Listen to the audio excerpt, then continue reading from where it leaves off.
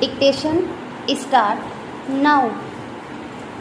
I am pleased to be here with you this morning to inaugurate the 23rd Congress of the International Society of Sugarcane Technologists. I am happy to know that this Congress is taking place in after India 43 years. I welcome the foreign participants and wish them a pleasant and fruitful stay. It is believed that India is the original home of sugarcane. The earliest reference to sugarcane is traced to the Earth Veda, one of the oldest and sacred scriptures of India. There have been references to the Buddha being known as the king of sugarcane. In Buddhist literature, Alexander the Great is said to have been sugarcane from India to the west around 325 BC. It is because of India's long and rich tradition of growing sugarcane that thousands of Indians were taken as indentured laborers during the colonial period to distant lands like Mauritius, Trinidad and Tobago and Guyana. In independent India, thanks to our hardworking farmers, technicians and entrepreneurs, India has become the largest producer and consumer of cane sugar.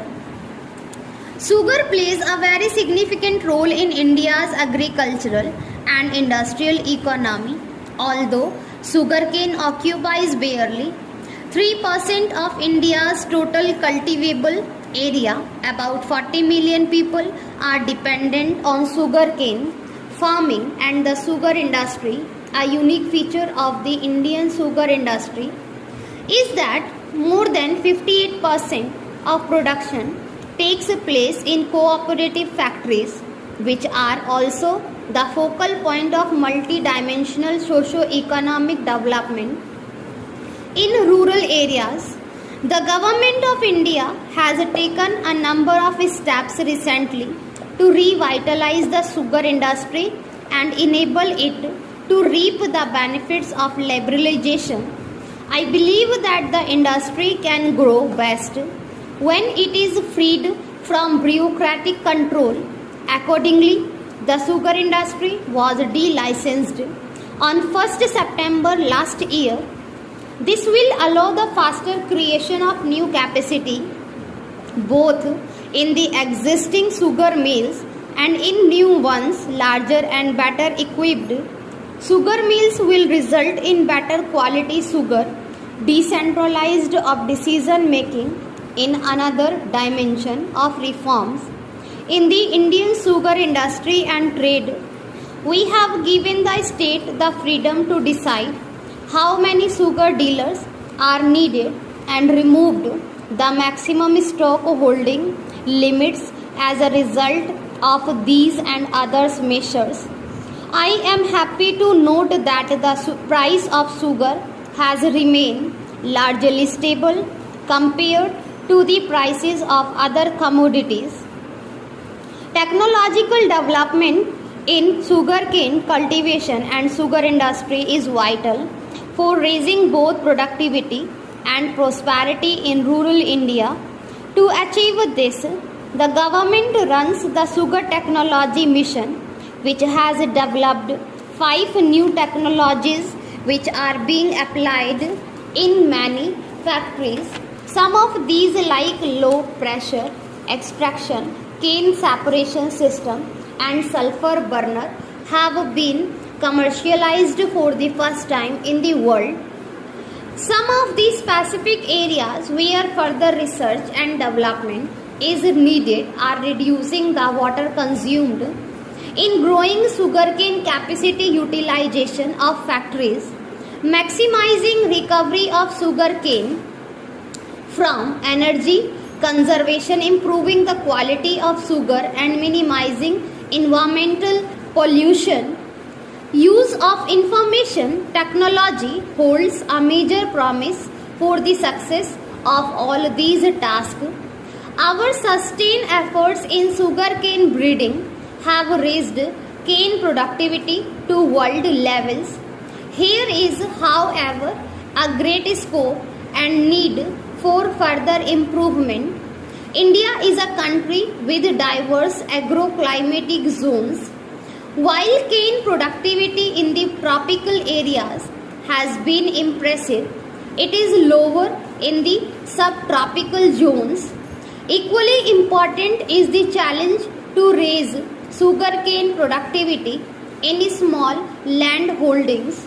So far, the impact of technology on cane cultivation by small farmers has been minimal in most countries.